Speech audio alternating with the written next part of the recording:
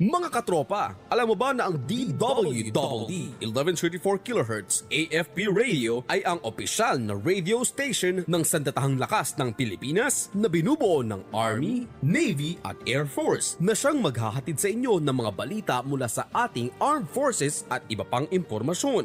Mga katropa, hanapin at ilike kami sa Facebook, Twitter at YouTube.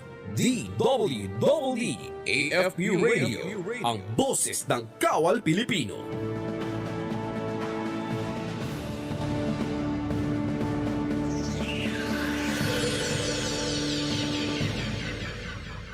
Kayo ay nakatutok sa DWDD AFP Radio. Kami po ay kasapi ng KBP, Kapisanan ng mga Broadcaster ng Pilipinas. Karapatan ng bawat Pilipino ang mabuhay sa ligtas at mapayapang bansa. Ngunit ang karapatang ito ay hindi nararanasan ng bawat isa. Tigilan niyo na po ang paggagamit niyo sa mga kamataang people. Kawawa yung mga bata na walang tatay. Dahil dito, hindi natitinag ang Philippine Army sa pagtugis sa mga patuloy na nagbabanta sa ating seguridad, lalo na sa mga liblib na lugar. The group has dismantled 3 more weakened guerrilla fronts of the New People's Army. Diniklara na ang buong lalawigan ng Sulu bilang ASG-free. Dahil sa pagtutulungan ng Armed Forces of the Philippines kasama ang iba't ibang sangay ng gobyerno, ating napagtagumpayan ang pagdedeklara ng State of Internal Peace and Security sa iba't ibang bahagi ng bansa. At kasabay ng sunod-sunod na operasyon laban sa mga teroristang grupo ay ang pagpapatibay ng samahan sa pagitan ng militar at ng bawat Pilipino. Dahil naniniwala kami na kailanman ay hindi naging sagot ang karahasan sa problema ng lipunan.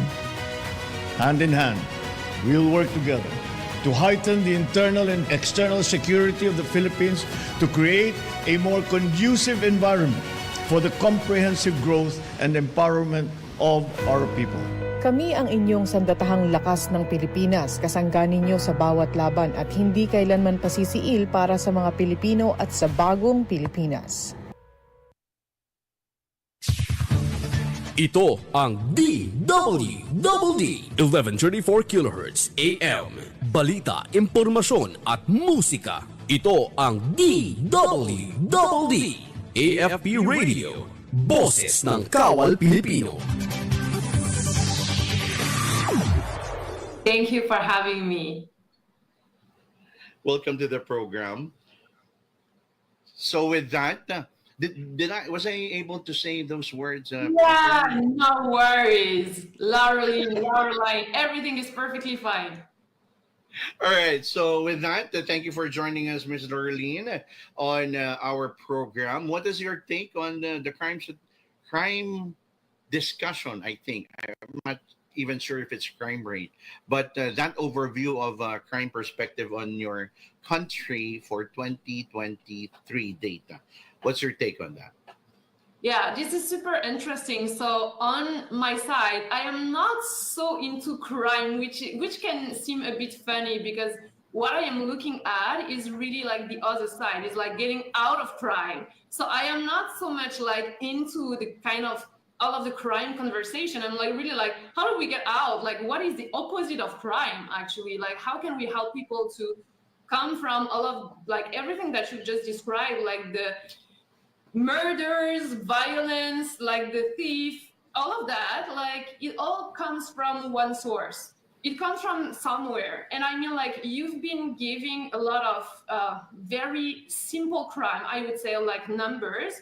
And it's like what we're so used to look at.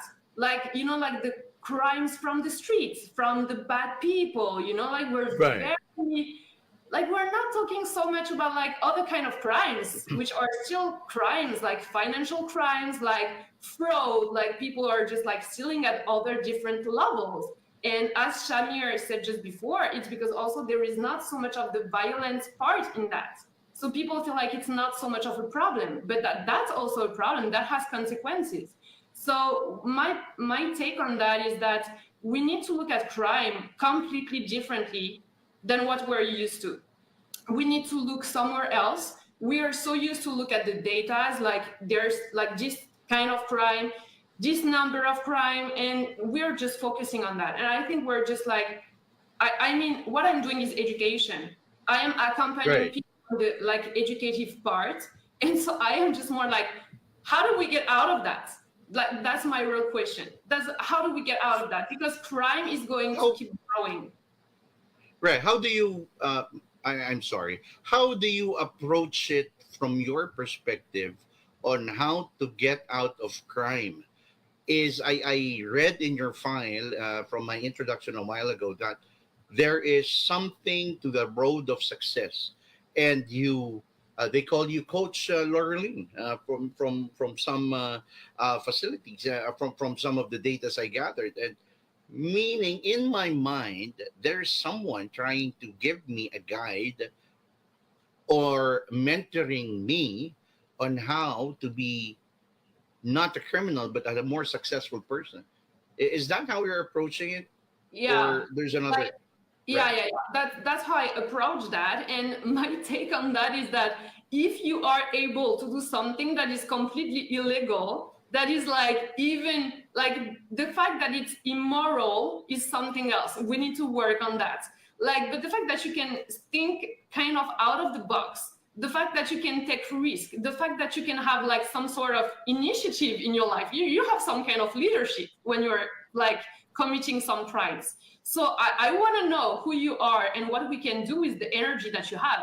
You have some. It can come from anger. It can come from the feeling of injustice. It comes from like the feeling of lack.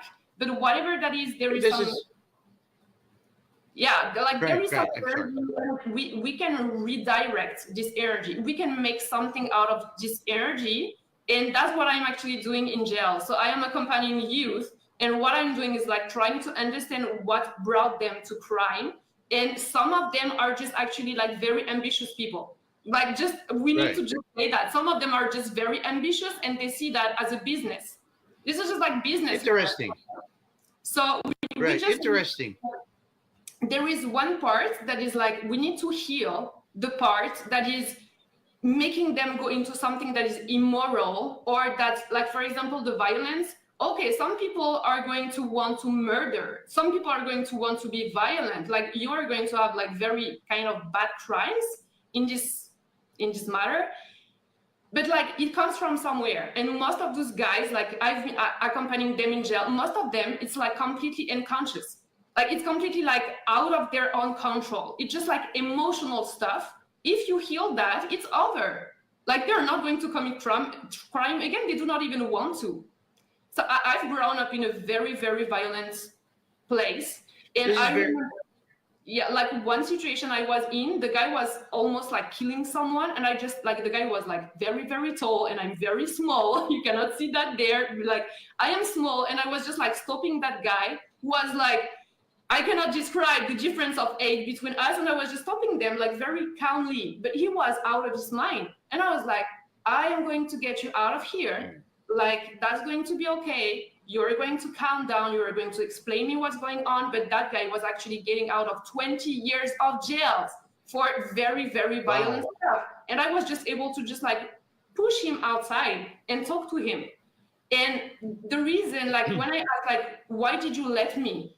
And he said, because you said, when you were talking, you said like, you do not want to do that. I'm going to help you. And I felt it.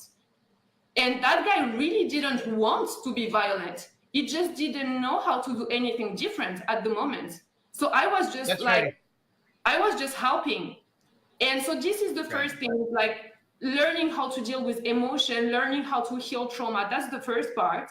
Then you have all of the like building, I would say like the moral part, which is like you can have as much trauma as you want in your life. It doesn't make you a criminal. A lot of people go through life, go through like so many difficult things. They do not become criminals. Why? Because they've been educated in some other ways. They're patient. They are compassionate. They have like a sense of justice. They could not imagine in their identity that they could hurt someone. They cannot be like, they have honesty. So That's very what, interesting. yeah, so that's one part I am working on. That's very interesting, Ms. Laureline, because in how I am hearing you is that you're trying to approach it from a behavior point of view. from a root cause Yeah. of his thoughts towards being given an option on either doing good or doing bad. So this is very interesting because that's the psychology of crime. On the psychology of crime, it now gives you that particular winding road options that are that needs to come in the right time in the perfect situation, and being given the right options. And these are the challenges of communities. These are the challenges of society.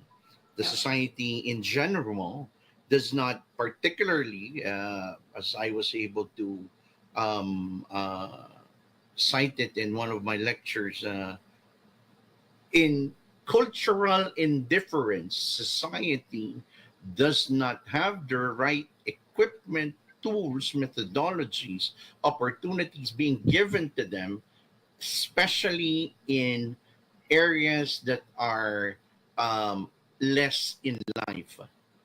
So I'm not saying it's poverty. I think probably it's lesser technology, lesser trained teachers, more violent conditions. Because we have some provinces in our country which are remote. Are we? Our country is divided in three regions: Luzon, Visayas, and Mindanao. The Luzon is where the urban is at, and the Visayas is slowly going to urban, but this is a big province. The Mindanao is also a big province, but this is where cultural differences have, because this is largely, predominantly Muslim, which is on the other side of our society, which is highly, um, uh, because the Philippines is 80%, if I'm not mistaken, 80% or 70% Catholic. So that small portion, which is the side of our country, has that particular cultural indifference. This is very interesting because from your point of view, you are trying to address the attitude of indifference, having that particular sight or view to not choose crime.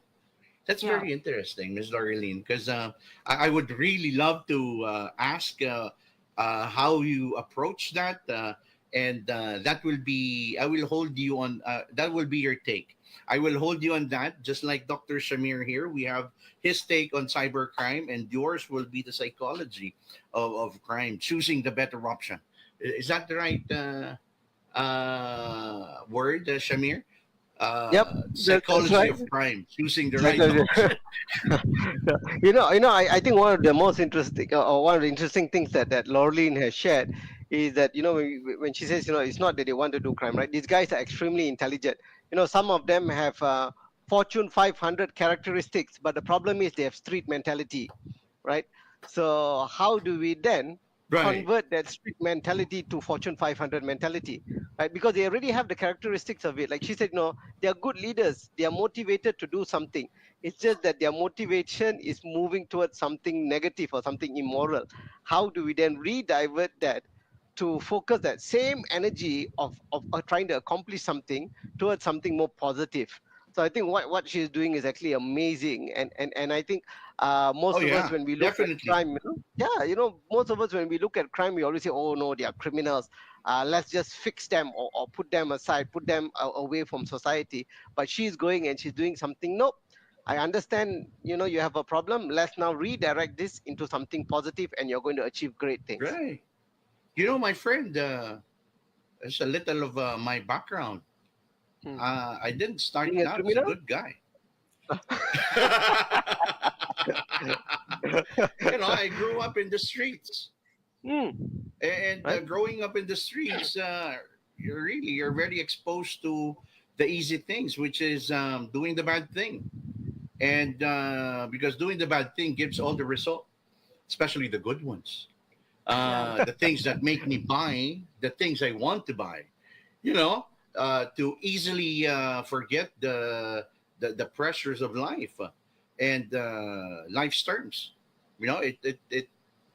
It easily if it's not readily available, it is what is being manipulated for that particular child to take, because it's so easy to misdirect that particular child, especially if that child is in the environment where he or she is not even aware that that is the environment she's in.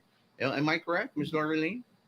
Yeah, yeah. I think like what you're saying is like the extent of the role of identity in crime, like how much of a cultural thing it is. Like when I say I am a criminologist and a psychologist, people always think that I'm looking at the individual that has a problem in his mind, which is definitely not what I'm doing, because I consider most of the crime happens in a very specific context, which is not dependent on who is the individual. You have people doing crime, they are actually, as Shamir said, very intelligent, and they're definitely not having a problem in their mind. They're just giving a context that pushes them through, like, to commit crime at some point.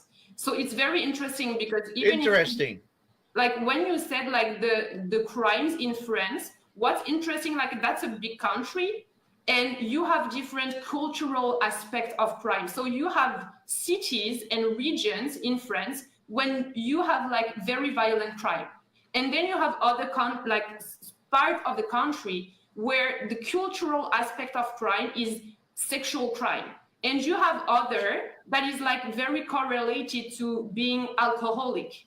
Like most of the crimes are just accidents correlated to alcohol, for example. So it's very... that is how it is divided in your country. Yeah. Like it's, of course, there are any kind of crime everywhere, but you have like tendencies according to the space in the region.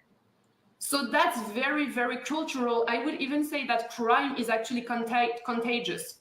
Like there is a contamination somehow, that if you are in a context where there are a lot of crime, that's like the psychology of the brain, you just reproduce what you see. You become what there is in the culture if you're not aware, just as you said before. If you do not have the awareness, the consciousness, you're just going to reproduce everything. People do that, people do that. Right. Okay. So putting together with what you just said, which is the definitions or of the crime that are prevalent to each areas, and the thought of Shamir, Dr. Shamir here, in giving that, because it's very interesting. That is a blue collar crime. Then now you went to the executive crime. So those who are smart enough to do those particular crimes, which are, I think, borders on economical crime. Is that right, Shamir? That borders on economical crime, because these commercial are crime, economical crime. Yep. Commercial economic. Yep. So this is very interesting, because defining all of that now basically puts us in the crossroads in identifying, so what are we doing? So where is the criminology? Where, because we are in the study of crime. So in our study, from the aspect of psychology, you have that. From the aspect of economic aspect of crime, from Shamir, how do we identify these? Are we to, from Ms. Laureline activities? She goes to the jails and correct me if I'm wrong, Ms. Laureline, you're trying to give them the option in converting them to be more successful rather than dig themselves deeper into crime. And for Shamir, it's intellectualizing, putting more conscious education, which I think is also what you're doing, Ms. Laureline, correct? On educating the psyche of the people. So I'll ask first, Shamir, from your end, now that on cyber crime or on cyber security, technology is moving too fast ahead of us. How are we catching up on that particular aspect of methodologies in crime prevention for economic stability? Well, the biggest problem we'll have with that, but maybe just before I get into that, I think what Lauren says is very interesting, right? We are looking at sometimes crime that happens in certain areas, certain neighborhoods, and everybody, because the environment is Right. such, and I think that has been proven a lot with the life cost theory, which is very widely spoken in criminology. Is the environment around you is the one that shapes you, and Prof. Loy Reyes has said something interesting as well. Attitude and human behavior is a reflection of experience good and acceptable stimulus, which also is the basis of any decision and action, right? So when we look into all of that, like what Lorena said, now is where you make that decision. With the knowledge I have or with the motivation I have, do I want to put it into something good or something bad, right? And coming and how this all relates back to technology is that what happens with a lot of crime prevention technology or a lot of cybersecurity is that they need to wait for an incident to happen before they can take action, right? Because a lot of us Right. are trained. We are trained to think that okay, I just need to put up wall after wall after wall, right? And as it usually goes back to if there's no demand, there's no real reason for me to develop something new. So that is why criminals will always stay ahead, right? We will have technology, right? Like for example, let's talk about love scams, right? So or catfishing. A lot of people will pretend to be somebody they are not online, uh, I'll take Lauren's picture and pretend to be Jessica, and I'm going to get all these guys to funnel money to me, right? But you see, there already has Who is been Jessica? technology. I, that's my catfish, right? I'm going to pretend to be Jessica, but just take her face, right?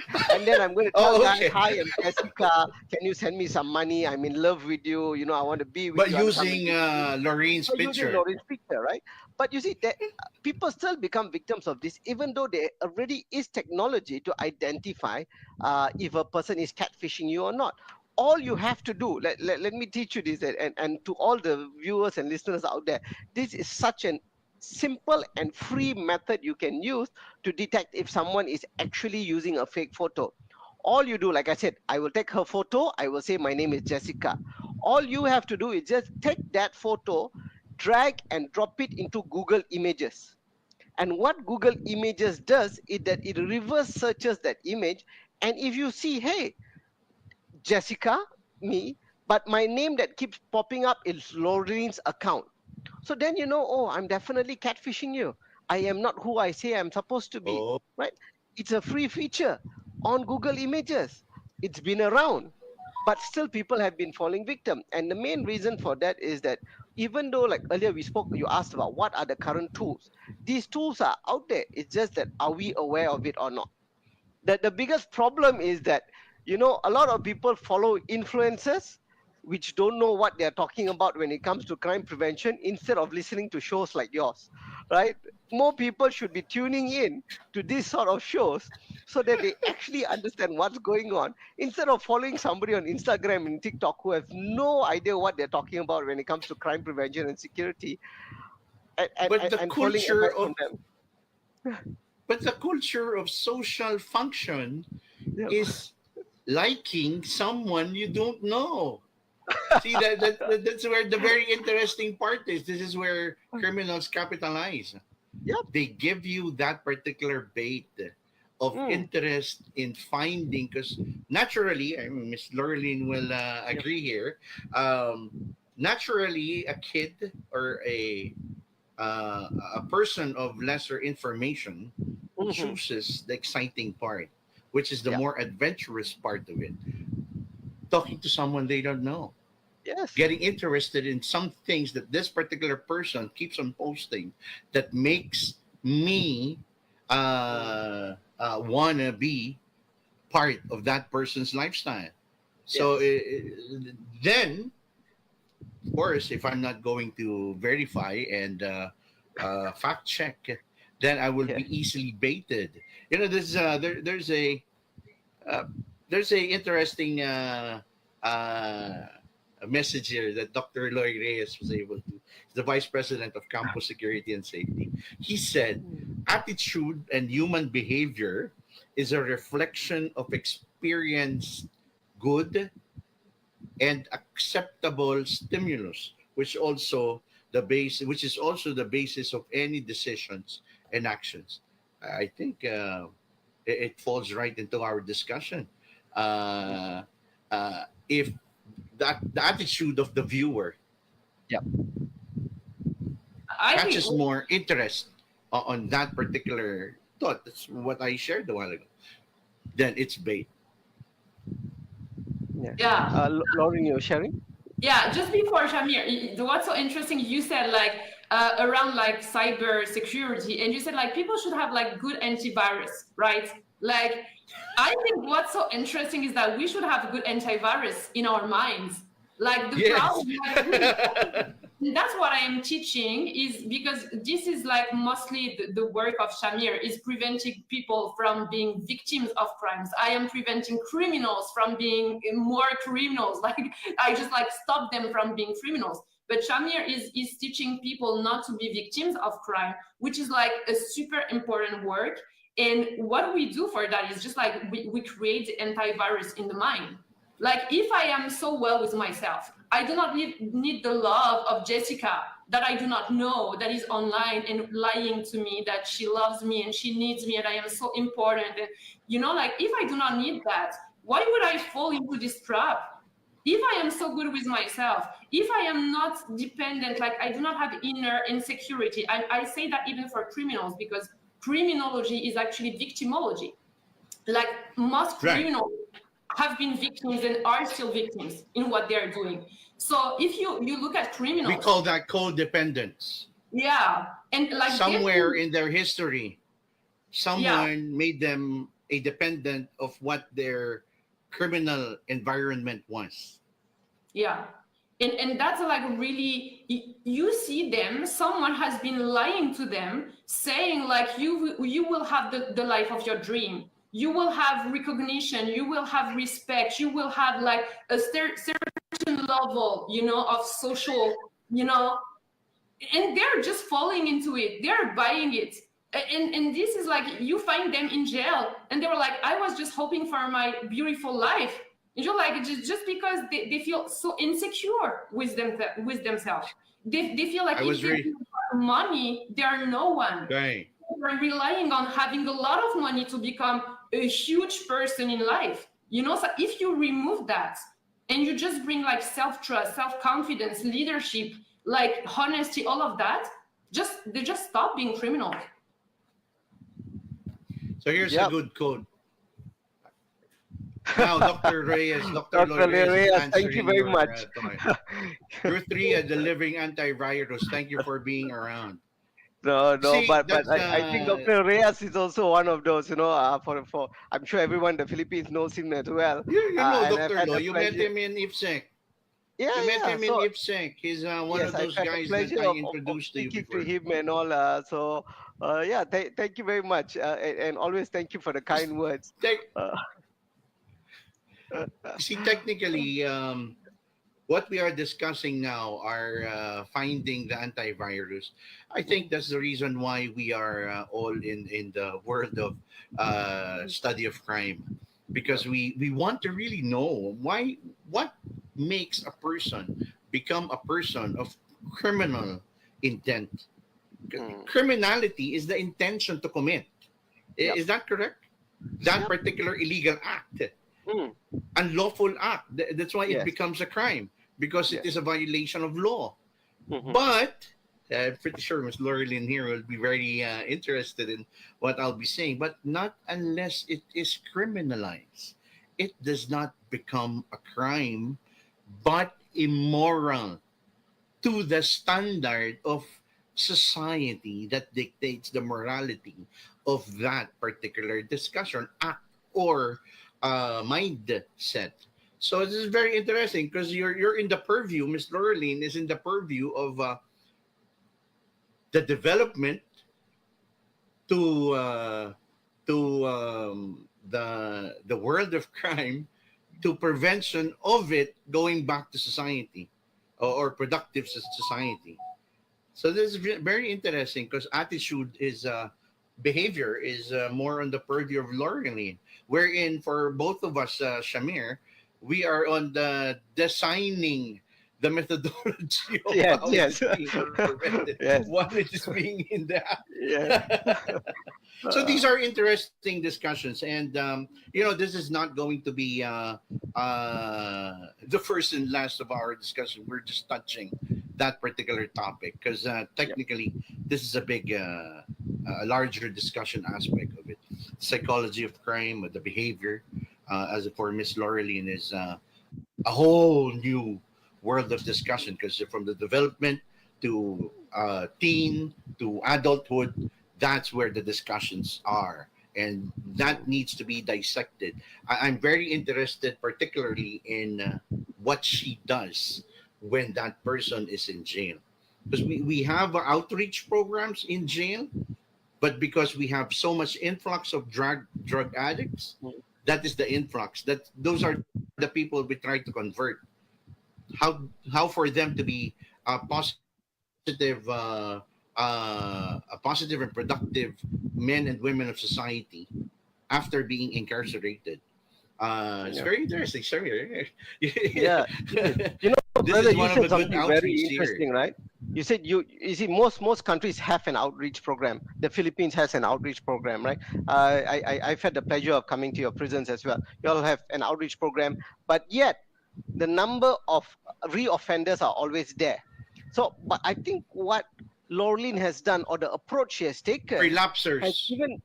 had given a new understanding or new meaning to what an outreach program should be, right? How do we redirect that energy and that amazing mind that you have as a criminal into something positive, right? So I think, imagine the next session you have is just about how do we develop outreach programs, right? With Miss Laureline and all. I'm very sure a lot of the prison authorities are going to be very interested. That's my Do you have topic. that program? I love that. Sorry, I didn't hear you. What was that again, Miss Laureline? No, I said I just love this topic. This is my favorite one. Like, how do we actually create programs that help people change? And it's not actually even changing. Like, how I see that is like becoming your true self, because you've been lied to and you've been living a life that is not yours. This is like actually, and that's very sad, because most criminals feels like they're in charge of their life, but actually they're just victims, and they're just like playing the game of someone else. Like, they've been falling into a trap, and they're just like thinking that they're creating something for themselves, which is not true. They're actually most of the time working for someone else. And if it's not concretely someone else, it's someone else in their childhood who said something, and now it's like a virus in the mind, and it's like they keep going into that direction. So I think like what's really, really fascinating is I am not even actually helping people become productive citizens or normal citizens. And I think when you said just before, I loved it. When you said like, it's not only about crime, it's also being out of society. Most of them are so marginalized. It's not even about crime. They belong to a certain identity or a certain culture, even when they're not committing crime. So what we need to do is like really completing, like changing the identity of that, but also like I'm gonna say it the way it is, like for me in my heart. I just hate when we say we're going to help people go back to society. They hate society. Like, and there is a reason why. Like they've been betrayed somehow by society. You're not trying to destroy society with your acts if you do not have something in you that say it's not worth it. Like, they do not see that this society is worth it or that they belong into this society. And what we're always trying to do is get them back into society, into like responding to the mold of what they're supposed to be, like giving them a specific shape.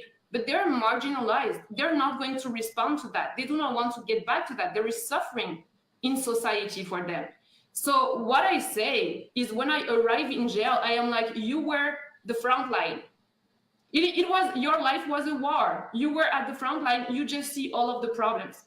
Us, in our beautiful houses, beautiful life, money, opportunities, all of that, we do not understand society's problems. we were not living the problems in our skin, but you do. You understand, you see the suffering, you've seen people die, you've seen people suffer, you've seen the addiction, you've lived it yourself. So what you have is something most of us don't have, is the consciousness of what is going wrong, and you can change that. So I am not saying you're going to go back to society, have a normal job, do something easy, and just be a normal person. I'm saying go and change the world because you have the experience of what is wrong. And I'm going to give So you you're the tool for teaching that. them to be leaders. Yeah, You're teaching them to follow what they were designed to do, yeah. to whatever they had in their heart. This is what you're empowering them to use their experience to be better people. I Is see that that making Sorry, them. can I just chime in a bit? I think, Mike, I think Lauren said something very interesting, right? She said, I am teaching right? them because they understand what is wrong with society, Right. right? So you are getting the people who have been betrayed by the system to say, or who has experienced exactly what is wrong or what's broken. So Right. who better to fix something that's broken than a person who's been through a process. Like they say, if you want to teach somebody how to come out of poverty, if you've been in poverty, you've gone through that experience. So when she said it, that really stuck to me, that my God, that is so true, right? You need somebody who's been through that broken system to fix that system. If not, everything else is just an assumption of how it should be fixed. And that's very funny because looking at the design of a society in itself is one, it is governed. It is governed because it has rules, and for it to function properly, people must comply what rules have been designed for them. Hence, it becomes a society. There's productivity, and there's and all of those design that falls into a society, and that society falls into the aspect of productivity because that gives you that particular reason for being. Where you fall on that is up to you and what you design it to be. And if you are a more productive individual, more talented, if I may, or more experienced, as it may seem, then you go forth and grab that particular identity that you could mold into who you could become inside. Because I was very particularly interested in when you said that the society was the betrayal of that particular identity, that particular person. I wonder then, would that person still be part of a society? Because I'll take it from what Dr. Loy Reyes is sharing. Being in the marginalized group is itself a crime of society. So I think that was what your point was, Miss Laurelyn, right? But the society is still where the part of that particular citizen falls into. So because us being a citizen falls into the rules base, the government, the people that are governed, and from that particular identity, it becomes very interesting because when we flex our experience, then we become who we are destined to be. Let's say I am a well-bred criminal. I was a mob boss for quite some time. This entrepreneur. He was an entrepreneur in his own way, and after learning, because he was incarcerated, he got to hear, people, empowering them and mentoring them, and eventually changed his ways. He now became one of the owners of a good business, legal business outside, which is in society. Here in our country, there's I know one that became that, coming from, because he can't get a job because he's an ex-convict. So he was very entrepreneur enough to make his living, and he's a good cook. He has this concoction that was so tasteful and enjoyable and delectable, and it clicked. It became a good food. What do you call that? One of those carts, food carts. And now he has 50 food carts all over Metro Manila, and that's very interesting because now he became a successful individual. Is that still part of the psyche that you're saying, Mr. Arlene? Yeah, definitely. Like that's a very good example. I have another one, like a guy that I accompanied in jail. When he got out, like he started working in exactly what he wanted to work in, but it required a lot of effort. So you need to have like a very strong mindset to just like keep in your lane, and you have a goal, and you are going to just like go through any kind of challenges that you will face. And he did that, and then he was like contacting me and saying like, I changed my life, and I'm changing the life of my brother who was also in jail. I am changing the life of my family, and I am changing like I want to change more lives. And he was like, I want to go to jail with you. I want to speak. He said like, I have some stories that I can share because I grew up in a very violent environment, but I was never a prisoner. I never went to jail myself. I was never convicted of anything. So he was like, what you're doing is transforming life, but you've not been a prisoner. I've been. I want to come with you, and I want to speak as a prisoner who changed his life. I want to give an example. He becomes a testimony. Exactly. But this is his goal in life. Since we've been doing the work together, he's like, I need to succeed because they need to have an example of how it's possible. And he's actually changing a lot of lives around him. And he doesn't then. And it's one of his dreams not to go back to where he was. Definitely, I think that's definitely one of his strong feature. Hell with you guys. I'm not gonna go back to who I was before. I suffered enough, but I need to help others. He started to become that particular mentor, so to speak. This is very interesting. Dr. Loy Reyes, thank you very much for your thoughts, because these are good discussion points, what you're pointing out. Because right now, my friends, he is saying, because I'm also a firm believer that since despite of our challenges, hardships, and cultural indifferences, it does not limit us not to become better people or not criminals. It gives us limited options. So it's very interesting because he said it's also a responsibility of government, because government must find the way to develop a paradigm shift in keeping everyone productive and useful. This society that betrayed them must also be the same society that would identify them and provide them. A while ago, you guys were saying that they were victimized by the society. It's same culture of codependency. If I was the reason why my daughter or my son became a problem or had this particular problem, if I was able to change, shouldn't I be more responsible as well to guide them to the right direction? So I'm putting myself as a government. If the government is the one that was having a problem with identifying the particular rules and incarcerated me the wrong way, they were too harsh for me, and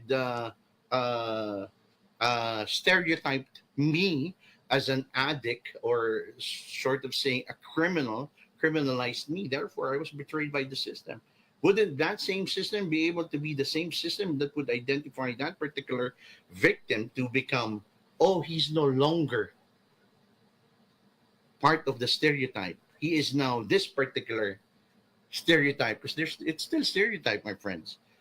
Success puts you in a category that falls under a certain identification. That's why Dr. Loria is very interesting, because when he said being in the marginalized group is itself a crime, but we are all part of the marginalized. We're a marginalized group of criminologists. Is that correct? Laureline here is a marginalized group of criminal psychology advocates. We're very marginalized. We're very like not a lot of us.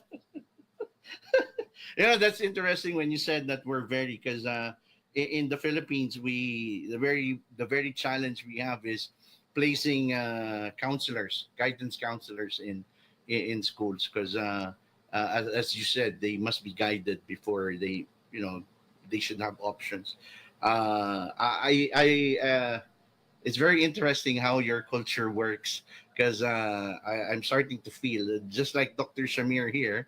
It's very interesting how Malaysian society also works in decriminalizing or finding child behavior before they become criminals.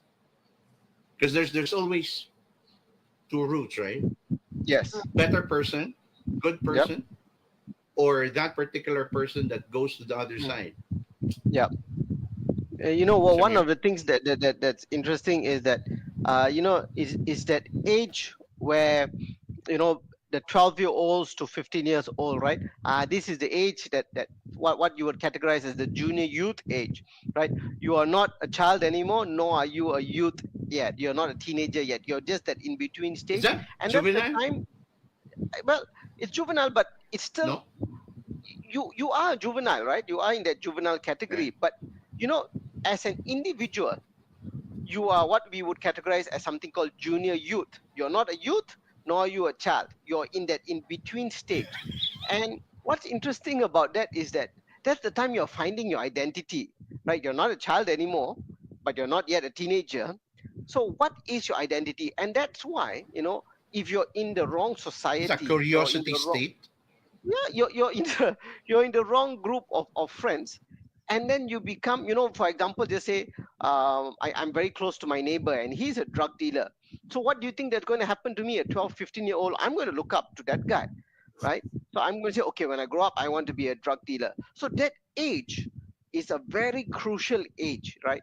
That if you channel it right, you get very, very good individuals from there. If it's channeled in the wrong direction, and that becomes the identity. I'm going to be a gangster. I'm going to be a drug dealer. I'm going to be a murderer, right? So it's so important for us to channel it at that stage. It's very interesting, because that's when we now go into finding the solutions, how to provide the particular identification of solutions for people to have options, where direction to go. This is very interesting, because that falls on the purview of Miss Lurleen. And for us, it's very highly beneficial, my friend Shamir, because this is also where we find the good designers of crime preventive tools. Because if they become people who would look up to some people, because I've known a few that had a police officer as a neighbor, and they wanted to become a police officer. So that's it's a good thought. And I would love, this is where we would have to have our audience think of what was already discussed, and how do you call this, sulk what so many thoughts and ideas had already been thrown into this particular airing of our program, because those were big words, my friends. The experience of Miss Laureline and how she deals with society, in particular in France, and how she does her thing in doing her advocacy. I'll just give an overview to our friends. In her site, Laureline Soler method, I translated it in English. I hope that's okay. I'll be reading from that. She said that, hello, I'm Laureline. At the end of 2020, beginning of 2021, I lost my motor skills following many psychological shocks, trials, and traumas. I was in a deplorable state, and all the years of therapy I had done, as well as my master's degree in psychology, did not seem to help me. Every day of my life, I ask myself these kinds of questions. Will I one day succeed in living a fulfilling life, or will I remain eternally in the difficulties that suffocate me today? Is it possible that I will finally come out of depression, that I will heal my traumas, or must I resign myself to living my life like this? Am I cursed, or is there another life waiting for me after all this? This is a very, very interesting quote. I hope it's okay, Ms. Lauren, reading from there. Because now, in the society of the Philippines, we do not have active shooters, thank God. But what we have? Suicide, unfortunately. But this is where depression comes in. There's many forms. I for one appreciate what you wrote on that particular was that a website? Yeah. It's a website, right? That's your website. So because it sends a message. Crime prevention is so fast that it's designed like a web. It's so many items that it's very interesting to talk about. And from the next to the next episode, I will have to invite you guys again because this is a good topic. Um, I hope you will hear from Ms. Lurleen from the psychology side of it, and I'm pretty sure my friend Shamir will help me dissect this for Miss Lurleen, so that we could be able to discuss more on these particular topics. Because I've been getting many questions from my messages here in Facebook, and as well as from my other cell phone here, and they're saying we need to open up the psychology side. Yeah, but we also need to talk about the practical side. Now, what are your methodologies of crime prevention? So we have both of them here with us, ladies and gentlemen, and I hope you guys enjoyed that particular discussion. Well, that will be the takeaway, and we'll give some parting message and his takeaway from the discussion, and of course then we'll go to Miss Laureline on her takeaway and her message for all of us. Shamir, you Yes. first. Thank you very much. So I think just to conclude what we were roughly sharing today, one of the things that I think is very important is that when it comes to crime prevention, don't forget there are already tools out there. All you need to do is to prepare yourself, check it out, and stay updated. And if you are not following Mike's podcast, you have to follow, because that's where you get information to stay updated on what's currently going on, right? And just touching a little bit on what Laureline said about having good role models around, and for you as a junior youth to move forward and to achieve things in life. I have to say, I know your story on how you've grown from where you started to where you are now. You're an example of a good role model. So first of all, I have to say thank you very much for being an awesome soul and contributing to society. You could have diverted at any time, but you worked your way up. You worked your way up. You started from the bottom, and brother, I'm so pleased to see your progress, and I'm proud to call you my brother. It's such an honor to be part of your show. And any viewer who's watching this, you need to share this with people and get more people to watch this. Don't just watch it and be selfish and keep it for yourself. Share it with people and let people learn from this. These are good platforms. It's perfect platforms for people to learn good stuff, right? So again, thank you very much, brother, for having me here, and it's always a pleasure. I'm always happy to come back. Thank you very much.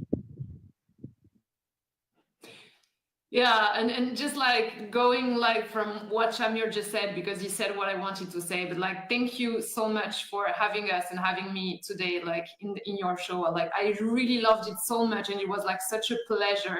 And I am so moved of all of the people going through like this reflection with us and trying to understand and being interested in the topic, because that's like such an a very, very important one. Like, we really need to have the whole society discussing that. So I just share the same thing that Shamir just said, is that we are whole having a huge responsibility.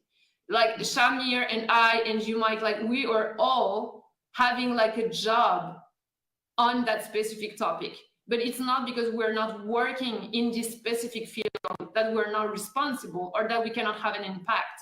We have, like, all of us have an impact as a friend, as a teacher, as a neighbor, like whatever. Like, we are in contact with people and we can like just offer something, even a smile, even some love, even some encouragement at some point. This is also valuable, also precious. So that's just like, I would say, like, we need to change things as a whole, as a society. All of them are being part of the society. So we can change things when we just exist. We are having an impact. Thank you very much. These are, I think we have crossed over, my friend Shamir. We've crossed over crime prevention to behavioral crime. So Yeah, and I just love this comment, crime prevention is a shared responsibility. Like, we're all together in this process. every time I close my program, I have this quote. You'll hear it later. Security is everybody. Security and safety is everybody's responsibility. So I say that in my language because I'm trying to make the Filipino people know that you just don't leave it up to the police officers. It's the responsibility of every individual to get out of where they are if they're inside the web of difficulties and be more productive, be more a better part of society. Again, I'll go to that society aspect because being part of that, then you're able to contribute to a better country, a better world. So just like what I have here with all of you guys, with our listeners, we have from Malaysia, one person that tries to make a difference in his country. Another person, Miss Laureline from France, who's also trying to make a difference in her own way for a better France. I'm not trying to own up that particular aspect of it, but at least I'm not one of the people that tries to make it worse. I'm trying to be one of the people that tries to make our lives better, and this is very inspirational. What you said with your website. Now I understand why Shamir was very interested in endorsing you to be part of the program. Now I see why, because it's very interesting when you share advocacy. It's not just passion. It is the direction. It is the vision. It is the goal. It is what had already been molded in your heart. And nobody can beat that. If it's inside the heart, I don't think anyone nor anything can be able to stop your particular movement towards what direction you're heading. So it's my pleasure. It's our countrymen's honor to have you guys with us in our small radio program, and to the people listening in radio right now. So we have with us Dr. Shamira Haduray from Malaysia, and Coach Laureline from France, Laureline Soler from France, and giving out their thoughts and their visions in a better society, a better countries, better world for us to live in. My friends, Shamir, thank you very much for joining me in this program. Thank you very much, Ms. Laureline, for joining me. As I close, I'll be going to my dialect. Sa tulad po ng lahat ng kwentuhan o usapan, tayo po'y palagi may umpisa at may katapusan. Naway marami po tayong napulot na aral at magagandang halimbawa at storya na magsisilbing handang gabay sa atin sa lahat ng hamon sa buhay. Pag tama ang kaalaman, tiyak ang kaligtasan at kapayapaan ng bawat mamamayan. Ito po ang inyong lingkod, nagpapaalam at nag-aayaya na sa susunod na broadcast po natin muli tuwing alas 7 ng gabi dito pa rin sa LaGuardia News Online FB page at sa himpilan ng Armed Forces Radio sa DWDD 1134 kHz AM band every Saturdays from 3 to 4 p.m. and all its social media accounts at AFP Radio, Mike LaGuardia Datuin, ANGHEL de la Guardia, Mike Datuin, LaGuardia News, and at LaGuardia, ANGHEL de la Guardia by Mike Datuin YouTube channel. Muli po, Mike LaGuardia Datuin, nagsasabi at nagpapaalala sa ating lahat na ang seguridad at kaligtasan ay responsibilidad ng bawat mamamayan. Mapasaan ka man, lakasan ng loob, have courage, dahil lahat po tayo ay may Anghel de la Guardia because all of us has their own guardian angels. Stay safe and God bless everyone. Dr. Shamir, Laureline, thank you and see you next programming. Thank you very much. Looking forward to it. Yes, thank you for your work. I will come back with a lot of joy. Bye-bye.